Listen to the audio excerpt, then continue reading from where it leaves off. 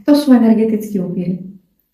Energetickí upíry sú ľudia s nízkou vibráciou, ktorým chýba energia a keďže nemajú vlastné zdroje, tak tú energiu čerpajú nevedome od iných. Ako sa pred nimi chrániť?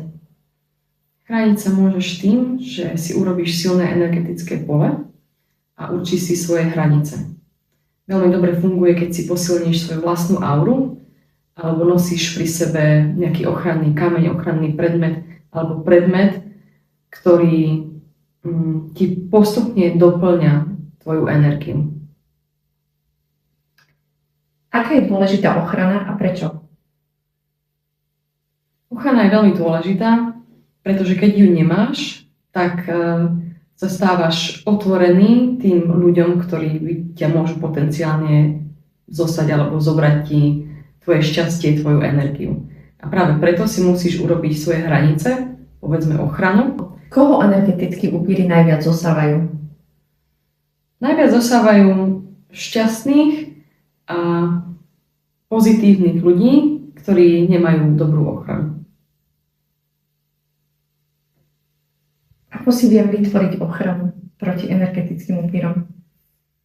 Vieš si vytvoriť ochranu pomocou ochranných sviečok, ochrannej soli, ochranných kamienkov, ale takáto ochrana funguje najlepšie, keď si ju robíš stále a pravidelne. Lebo ochrana sa tiež posilňuje časom. Stále viac a viac silnie. Ako sa prejavuje energetický upír?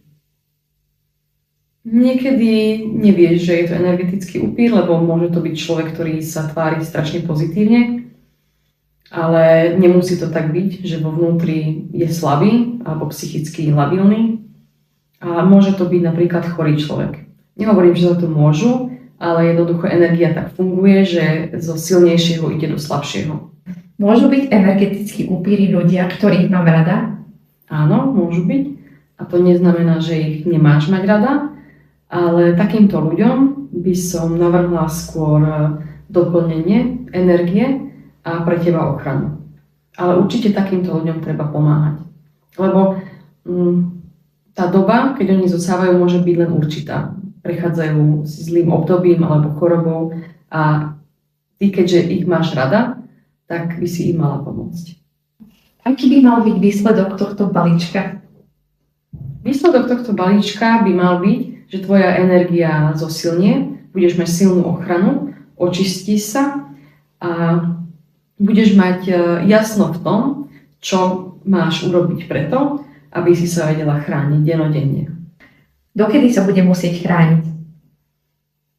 Úprimne chrániť sa musíš celý život, ale prvá vec, ktorú musíš urobiť, je naučiť sa používať tieto ochrany a potom ich používať denodenne. Tak, aby ťa to nezaťažovalo a tak, aby sa to stalo súčasťou tvojho života.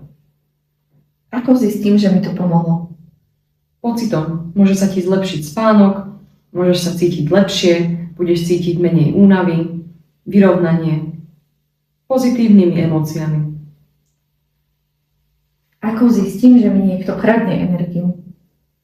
Zistíš to tak, že napríklad keď sa s niekým stretneš a ten človek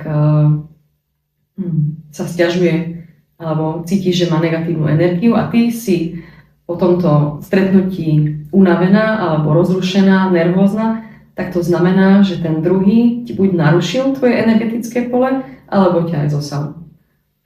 Keď ťa niekto zosal, tak cítiš únavu alebo taký nepokoj a keď ti narušili tvoje energetické pole, ale ty si mala napríklad že ochranu, tak sa môžeš cítiť nervózna alebo môžeš mať taký vnútorný pocit, že niečo nie je v poriadku. Aká je prevencia pred tým, aby mi niekto energeticky ubližoval? Prevencia pred tým je vysoká vibrácia a samozrejme ochrany. A nesmieš sa nechať vykolejiť. Ako sa rýchlo dať do poriadku?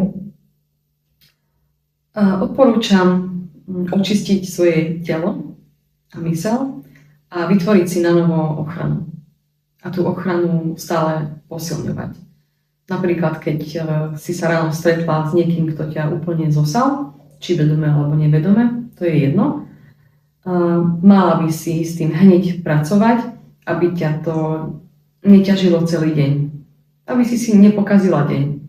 Takže keď máš 5 minút, máš chvíľu, tak si sadni a skús si predstaviť silné vajco okolo seba, silné žiarivé vajco. Existuje nejaký rýchly tip na to, aby som sa dokázala dostať späť do svojej energie? Áno, existuje. Odporúčame použiť sviečku na ochranu proti energetickým upírom, sviečku na posilnenie aury a sviečku na odvrátenie negatívnych energií. Tieto sviečky ti dodajú silu a vrátia ti tvoju ochranu späť. A počas ich horenia ťa stále dobíjajú.